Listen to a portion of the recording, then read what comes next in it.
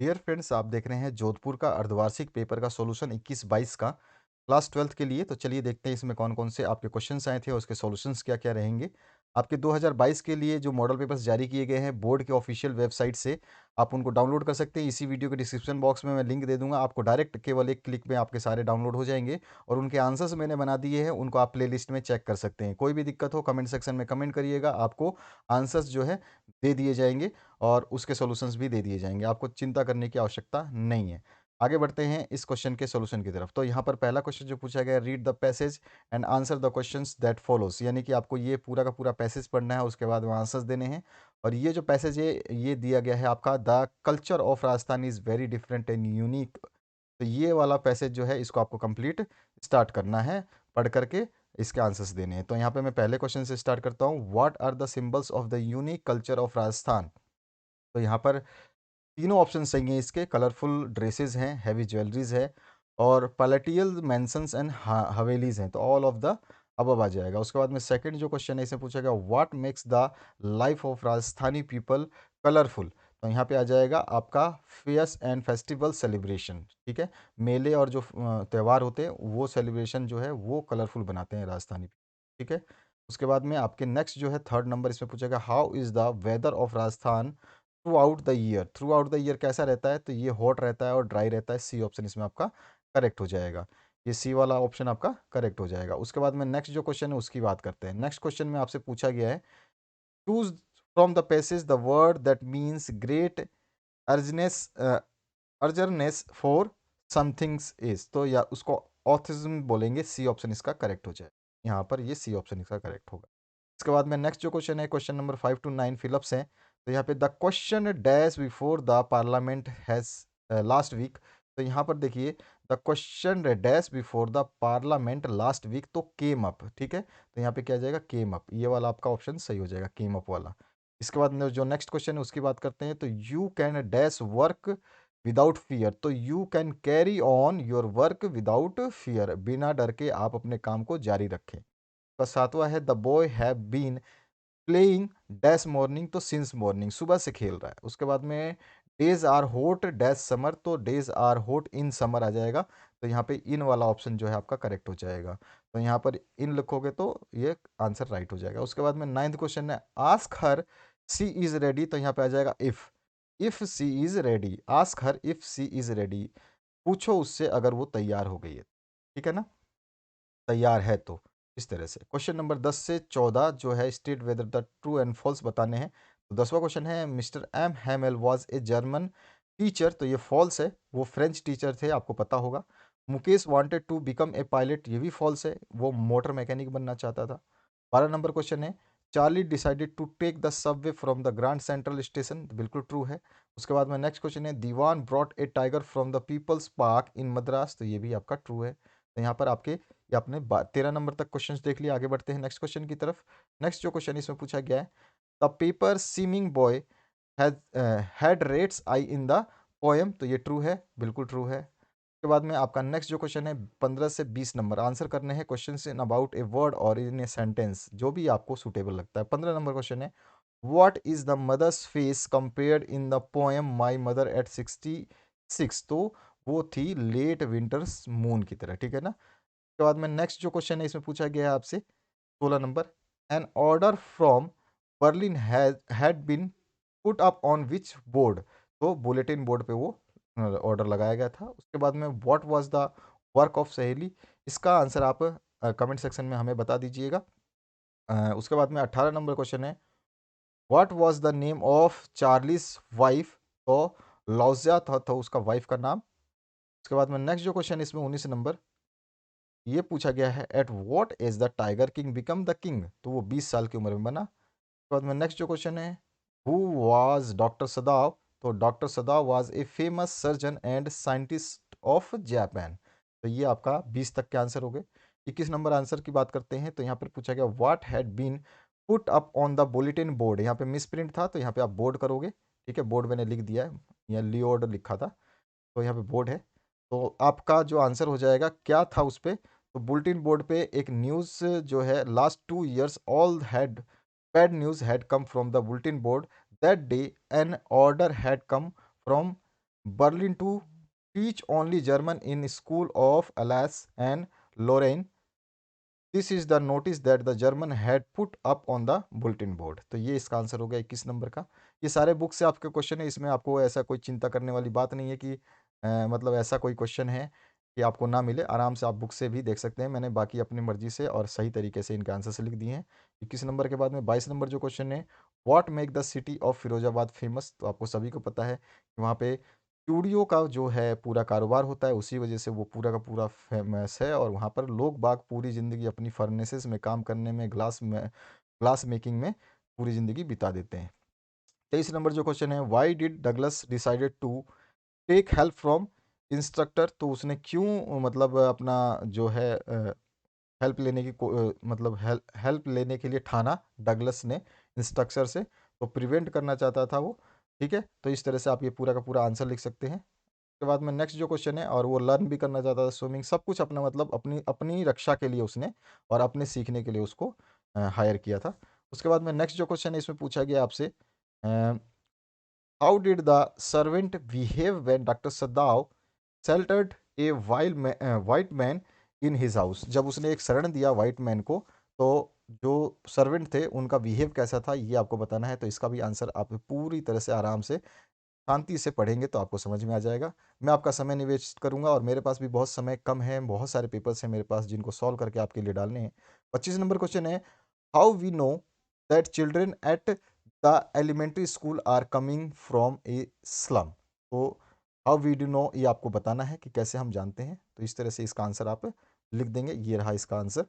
इसके बाद में आते हैं हम नेक्स्ट क्वेश्चन की तरफ। नेक्स्ट नंबर क्वेश्चन है 26। 26 में पूछा गया, how does the poetess describe her mother in the poem my mother at 66।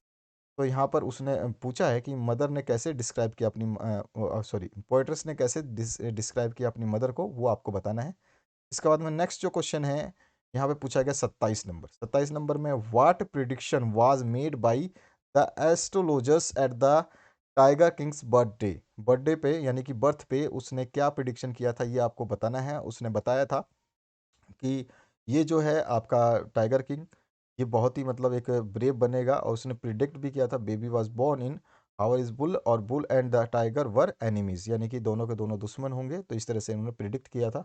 और आपके 2022 के मॉडल पेपर हैं उनको भी मैंने सॉल्व किया है। इंग्लिश का पेपर, हिंदी का पेपर है आपका, और उसके अलावा इतिहास का पेपर आपका सॉल्व कर दिया है मानचित्र वर्क के साथ में।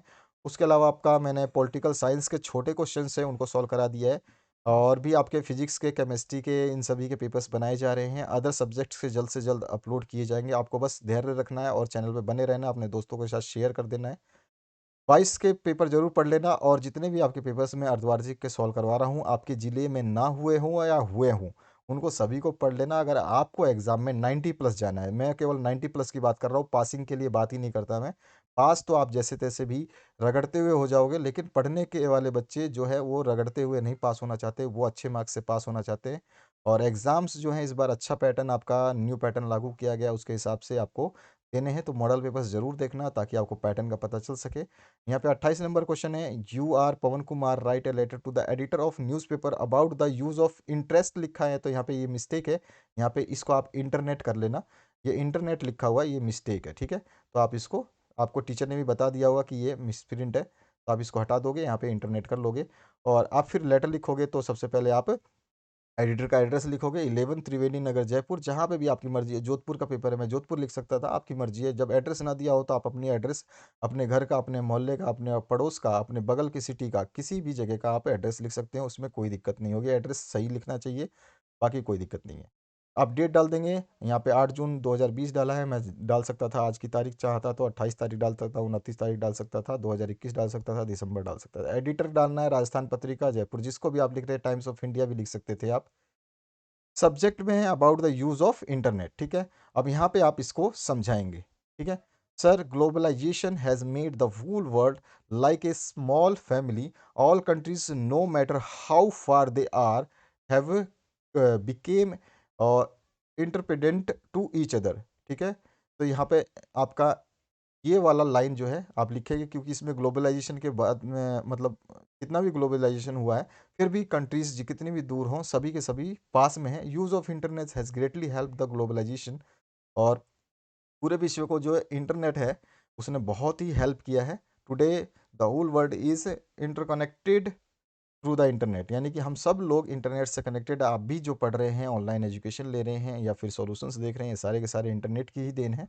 तो इस तरह से आप इसको पहले समझाएंगे तो ये पेज मतलब लेटर आप इस तरह से पढ़ लेना और इसको याद कर लेना। और लास्ट में अगर आपका नाम दिया गया है लेटर में तो वही नाम यूज़ करना है। यहाँ पे दिया गया you are Pavan Kumar, then आप लिखेंगे नीचे आपका थैंक्स और योर ट्रूली पवन कुमार। ठीक है, ये आपका हो गया लेटर। आगे बढ़ते हैं नेक्स्ट क्वेश्चन की तरफ। क्वेश्चन नंबर 29 में, write about the personality and character of M Hamel as despite in the lesson. तो लेसन में जैसा दिया गया उसके हिसाब से आपको एम हैमेल का कैरेक्टर जो है वो डिस्क्राइब करना है। तो इस तरह से आप पूरा का पूरा लिख सकते हैं। ये यहाँ पे आंसर लिखा गया है, आप चाहे तो अपने बुक से भी रेफर कर सकते हैं। ठीक है, आगे बढ़ते हैं इसके और पार्ट में। अगर आप और पार्ट डिस्क्राइब करना चाहते थे तो डिस्क्राइब करना था the life of rag pickers in Seemapuri. आप चाहें तो लॉस्ट स्प्रिंग चैप्टर से आप ये वाला क्वेश्चन भी कर सकते हैं। उसके बाद में 30 number, what is the message of the story the enemy. The enemy chapter से है और इस स्टोरी का मैसेज क्या है ये आपको समझाना है। बस यही एग्जामिनर ने आपसे पूछा है। अगर आपने चैप्टर पढ़ा होगा तो इस पूरे मैसेज को आप समझा सकते हैं। तो ये आंसर इसका हो जाएगा। यहाँ पर ये कंप्लीट आंसर आप लिख दो। ठीक है, इस तरह से ये आंसर आपको देना है। पूरा का पूरा थीम जो है इसके बारे में समझा देना है। अब इसके बाद में आते हैं नेक्स्ट क्वेश्चन पे। इसके और पार्ट में पूछा गया है, how was the 100th tiger killed. तो टाइगर किंग से चैप्टर से लिया गया है और आप बता सकते हैं कि कैसे जो 100वां टाइगर मरा उसको आप बता सकते हैं। तो ये पूरा का पूरा क्वेश्चन पेपर आपने जो देखा, इसमें पूरा सॉल्यूशन मैंने बता दिया आपको। जितना समय मिलता है उसी हिसाब से हम सॉल्यूशंस कर देते हैं। ज़रूरी नहीं है कि आपको सारे पेपर्स के फुल सॉल्यूशन अभी एट प्रेजेंट टाइम में मिल जाए, क्योंकि बिजी शेड्यूल है, बहुत ज़्यादा आपके पेपर्स आ चुके हैं जिनको सॉल्व करना सबसे ज़्यादा प्रायोरिटी में है। और आपके जो छोटे क्वेश्चंस हैं उन सभी पेपर्स के मैं सॉल्व कर रहा हूँ जो अर्धवार्षिक हो चुके हैं। आपके हर जिले में अलग अलग पेपर हुए थे और काफ़ी जिलों के क्वेश्चंस जो हैं आपस में एक दूसरे से मैच करते हैं। कुछ कुछ कॉमन क्वेश्चंस हैं, उनको ज़रूर पढ़िए। मैं तो कहूँगा सिंपल सा आप दो चीज़ पढ़िए, केवल आपके सभी जिलों के क्वेश्चन पेपर्स पढ़िए और आपका मॉडल पेपर पढ़िए। अगर आप ये दो चीज़ें पढ़ लेते हैं तो इसका मतलब है आप 90 प्लस क्रॉस करने वाले हैं। तो अगर आप मानते हैं इस बात को तो ठीक है, अदरवाइज़ आपकी मर्ज़ी। आप अपने टीचर से कंसल्ट करके क्या पढ़ना है वो आपको ज़्यादा गाइड कर सकते हैं। तो उसकी गाइडेंस में अगर आप पढ़ना चाहते हो उनसे आप गाइड ले सकते हैं। और टीचर जो है वो आपकी हेल्प के लिए ही है। उनसे कभी भी कोई भी चीज़ बेझिझक पूछना ना, में डरे नहीं। और कोई भी दिक्कत है आपको, कोई भी बात पूछनी है, कुछ भी कमेंट करना है तो आप कमेंट सेक्शन में कमेंट कर सकते हैं। और व्हाट्सएप नंबर जो मैंने दिया है उस पे बच्चे बहुत सारे पर्सनल मैसेज करते हैं, गुड आफ्टरनून गुड इवनिंग के मैसेज करते हैं, हाय हेलो करते हैं, कुछ चीज़ें पूछते हैं, तो वो उसके रिप्लाईज हम नहीं देते हैं। व्हाट्सएप नंबर केवल और केवल आपके क्वेश्चन पेपर्स के सॉल्यूशंस के लिए दिया गया। अगर आप इंटरेस्टेड हैं अपने क्वेश्चन पेपर को सॉल्व करवाने के लिए तो आप हमारे व्हाट्सएप नंबर 8469022568 नंबर याद कर लीजिए, 8469022568। इस पे केवल क्वेश्चन पेपर भेज सकते हैं, या तो पीडीएफ बना के या साफ फोटो। साथ ही साथ जिला लिखना ना भूलें, किस जिले का आप पेपर भेज रहे हैं, ताकि हम सॉल्यूशन बनाते समय आपको बता सके कि ये कौन से ज़िले से पेपर आया हुआ है, ताकि बच्चे समझे कि हाँ ये हमारे ज़िले का पेपर नहीं है लेकिन दूसरे ज़िले में आया है, तो कौन कौन से क्वेश्चंस आए हैं और वो कितने इंपॉर्टेंट रहेंगे। क्योंकि आपके राजस्थान के 8-10 ज़िले ऐसे टॉप ज़िले माने जाते हैं जिनके क्वेश्चन पेपर्स काफ़ी इंपॉर्टेंट रहते हैं, जिसमें सीकर शामिल है, अजमेर शामिल है, कोटा शामिल है, जोधपुर शामिल है, जयपुर शामिल है और भी बहुत सारे 2-3 और है, सवाई माधोपुर, नागौर। ये सारे जो सिटीज़ हैं या फिर राज्य के जो आप स्टेट्स बोल सकते हैं, ये सारे के सारे पेपर्स जो यहाँ पे आते हैं ये काफ़ी इंपॉर्टेंट रहते हैं एग्ज़ाम की दृष्टि से। मैंने बहुत सालों से, मतलब 2-3 सालों से मैं एक्टिव हूँ इस चैनल पे और मैंने बच्चों को पढ़ाया और मैं जानता हूँ बच्चे जो है वो पूछते हैं और उनको मैं बताता हूँ कि आप अपने ज़िले का पेपर ज़रूर पढ़ें। राजस्थान बोर्ड ही ऐसा बोर्ड है पूरे हिंदुस्तान में जो जिला वाइज अलग अलग पेपर लेता है। अदरवाइज कोई भी ऐसा नहीं है स्टेट जिसमें हर जिले में अलग अलग पेपर्स होते हों। बस सेट होते हैं, सेट मतलब 5 सेट या 4 सेट बना दिए जाएंगे, बस वही घूमते हैं। लेकिन आपके 33 जिले यानी 33 सेट बन गए समझ लीजिए। तो ये बहुत बड़ी बात है। तो आशा करता हूँ इस वीडियो से आप लोगों को हेल्प मिली होगी। आपने आंसर्स जो आपको रिक्वायर्ड होंगे आंसर्स मिल गए होंगे। आपने चेक भी कर लिया होगा कि आपके अर्धवार्षिक में जो आपने आंसर्स मिलाए थे वो सही है या गलत है। अगर फिर भी आपको कोई कमेंट लगता है किसी क्वेश्चन में, आपका आपका कोई भी सजेशन है तो आप दे सकते हैं और कमेंट सेक्शन आपके लिए हमेशा खुला रहेगा। Thank you very much, have a good day.